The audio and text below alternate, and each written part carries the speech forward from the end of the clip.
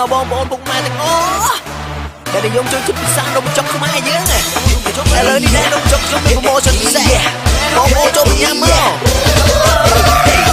ហើយនេះខ្ញុំមកដល់ហើយបងពូមីងស្គមនៅកណ្តើយនំចុកខ្ញុំត្រៀមរួចហើយរងចាំពូមីងចូលមកពិសាសំណងគ្រប់មុខណាវ៉ាកុំព្រួយម៉ែបងស្រជាប់ចិត្តលេខ1ហៅដល់បងនេះប្រទេសមួយវ៉ា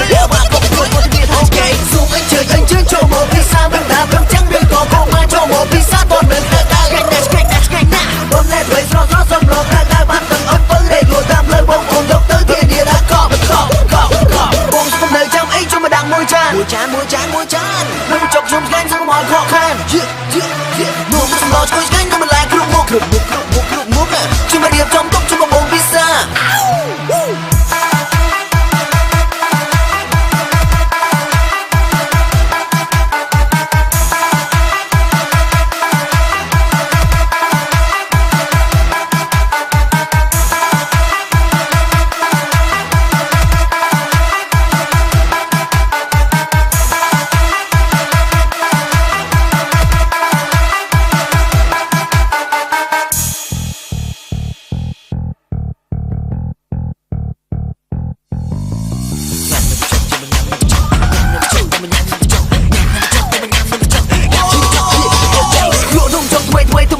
នំចុកឆ្ងាញ់លុបមិនដែរចេះសល់បន្លែស្រស់ហូបមិនដែរចេះខ្វល់បើសំឡស្រស់យកទៅយំជែកវាចាផលិតស្រស់ឬជាមួយលហុងជ័យក៏ទុំទេខ្លាផ្លឹកកែបរកដីសំឡប្រហាលីជាមួយសាច់ត្រីសូមបងប្អូនរកដីដល់ក្តីមេត្តាសូមអញ្ជើញចូលមកពិសាមិនថាមនុស្សចាំងឬក៏កុំមកចូលមកពិសាតនៅដល់ឆ្ងាញ់ណាស់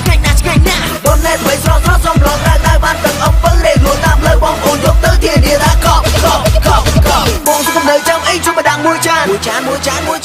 នំចុកខ្ញុំស្គាញ់សូមឲ្យខកខាននំសម្លឆ្កួយស្គាញ់នំបន្លែគ្រប់មុខជួយមករៀបចំទុកជួយមកបងពិសាហ្